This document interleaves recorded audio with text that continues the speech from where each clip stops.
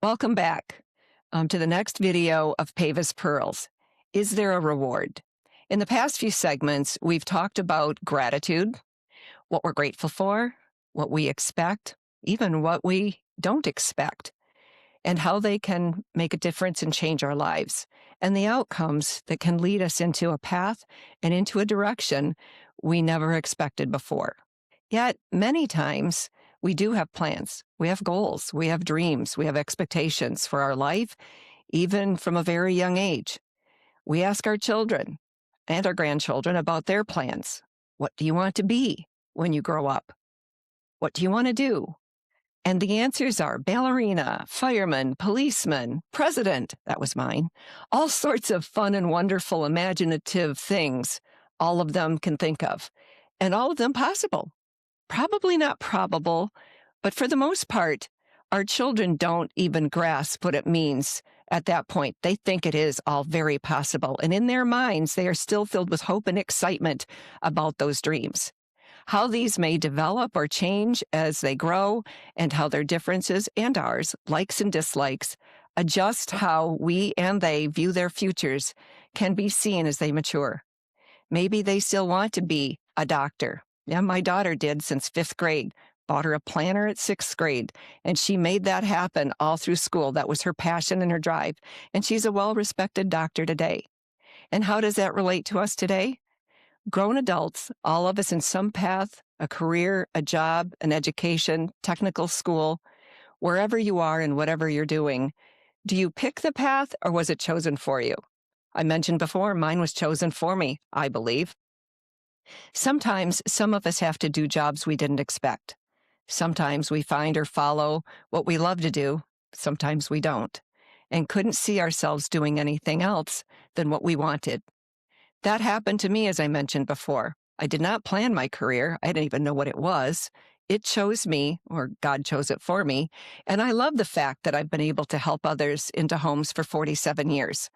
I love that I get to work with children in a volunteer capacity at our local parochial school. These are all parts of our lives in some way or another. Many people say, "Oh, that's not me. I'm not involved. I don't do anything. There's nothing very special about me or what I do." But I bet if we entered into a conversation one-on-one, there would be many things you don't even recognize or realize or talk about that make you special. The small things, the things you do for others, the donations you give, the thoughtfulness for a neighbor, maybe they're sick, maybe just for saying hello, for a coworker, silent prayers for those in need.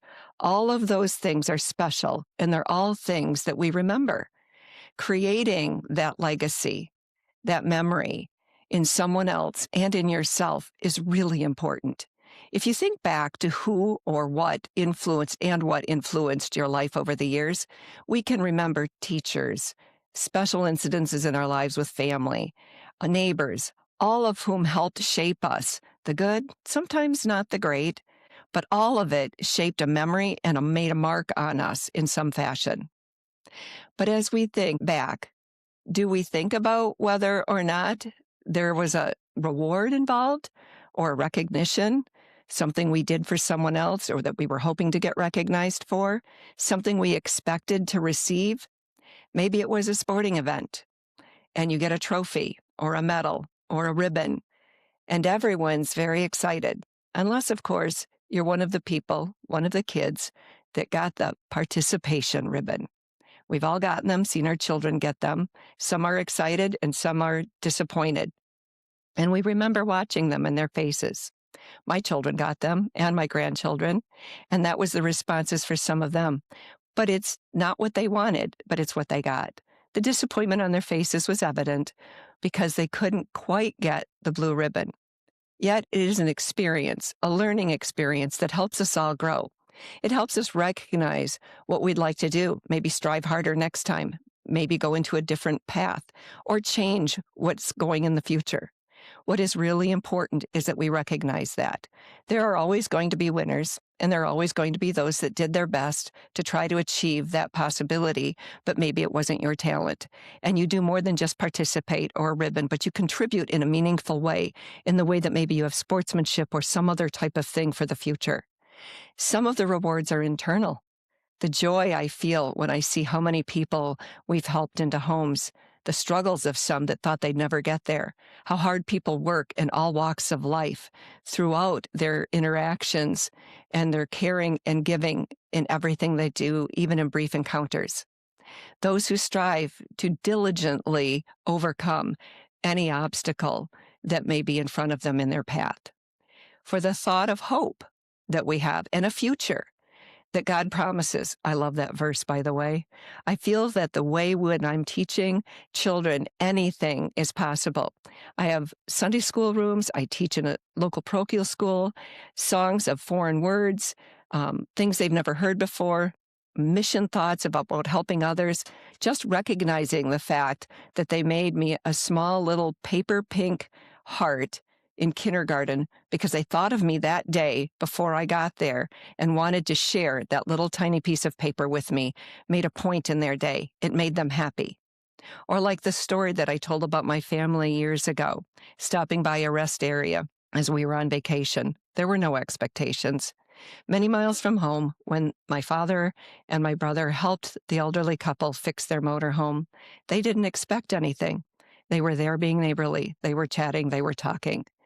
And we were 5 or 6 hours or more out of our trip, a vacation trip, sitting in that rest area, and it didn't result in any financial reward. It didn't result in anything except a grateful heart and thank you from the couple that we helped get it back on their way. And that was sufficient for my dad. When we got home a couple of weeks later, a newspaper called and wanted to know what happened and speak with my father about the incident and the unexpected event that occurred on our vacation a few weeks earlier, about helping that couple with their motorhome and what it transpired. My dad wondered, how did they find out? Well, in a conversation, in the midst of what they were doing to help them, we all talk about ourselves, correct? No last name is exchanged. Sometimes it's just, hi, Sally, hi, Jane. And you just talk about each other's lives and about what's happening and where you're from and what you're involved in. And come to find out, they remembered the couple, when they got home, felt driven to find out who this man and his family was that stopped to help them and wanted to officially thank them. They remembered where he lived, Muskegon. It was a small town in Michigan, and we were out west. And they remembered the group of dancers, Maycroft Square Tappers, that the children and my brothers and sisters belonged to. So they searched out that group, and they searched out the person who directed and organized the group and said, do you know these people? And so the leader of the group instantly knew when he heard the story that it was my dad, because he always did that for everyone. So he gave them my dad's name. The reporter came to the house. There was a huge article, half a page, and that was a lot, with a large photograph in the newspaper. They had all of us there that were on the trip, sitting around the van, and it showed the huge heart that our family and legacy gave that day. We have always tried to help others. My dad was so proud of that article. He had more copies. We could have wallpapered this office with it. He bought many and gave out to others because it was something above and beyond that he never expected. And it was a small reward and memory that he cherished for his entire life. Remembering someone should be the same thing. Do you go out of your way to say thank you in a different way? Do you go out of your way to help someone, to do something special that leaves a mark on their hearts and in their minds? What is that? What do you do? Do you maybe pay it forward for someone at the gas station who doesn't have enough money? We did that recently at a basketball tournament for a young man that didn't have enough money for lunch. These moments mean more to me than any gold medal.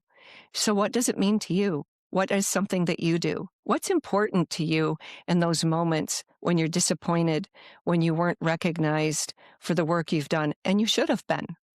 What happens when someone else gets your recognition for the work you did? That's even harder. I think we've all been there, and I think that we won't stop being there at some point or another, or wondering why or how it was that hard. Disappointment is a part of all of our lives. So is sadness, trials, and complications. But let's not dwell there. Let's think about the other things: joy, contentment, happiness, and most of all, love. Love for our God, love for our families, our neighbors, even strangers. Because in the end, isn't that what's really important? Not arguing, not fighting, but looking back and thinking that we're all the same.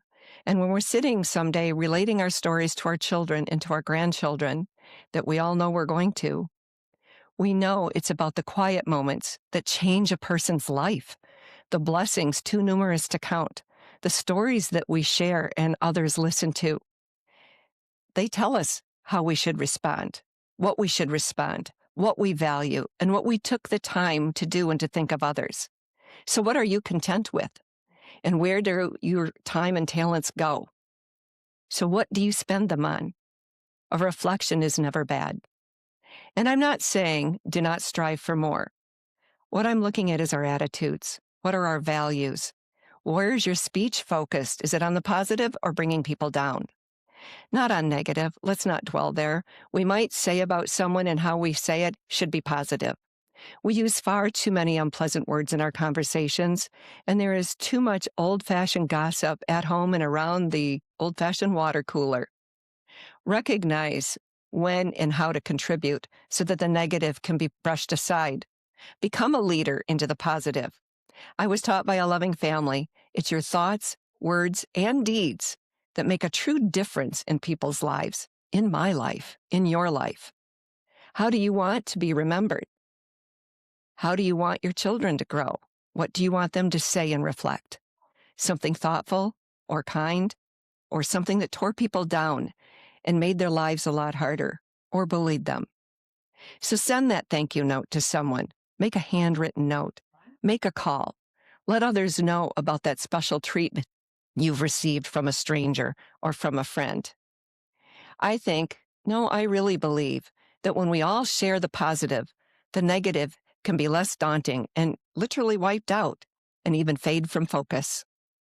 Until next time, think about the big and small things every day in your life and in others' lives, and how you might make a positive difference that will change you and others. Nothing's too small.